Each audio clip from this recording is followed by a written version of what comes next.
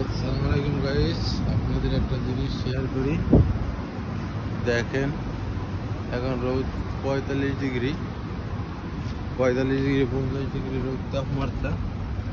এই রোদের ভিতরে কাজ করে ফ্যামিলিরে টাকা দেয়, এই রোদের ভিতরে কাজ করে ফ্যামিলিরে টাকা দেয়, তারপর ফ্যামিলি মন পাইতেছে না। এখন 40-45 ডিগ্রি, কি আন্দাজ গরম তা বলার বাইরে। এর ভিতরে কাম করিয়া টাকা দেয়, তারপরও মন পায় না ফ্যামিলির। কি আর করার, যে তাপমাত্রা রোদের এই গরমে কাম করতেছে তারা।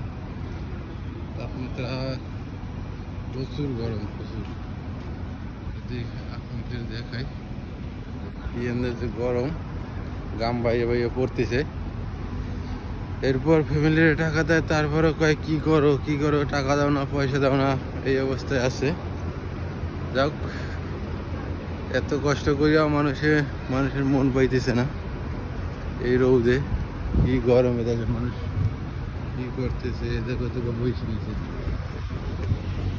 কি আর করার, তারপরও মন পাইতেছে না ফ্যামিলির।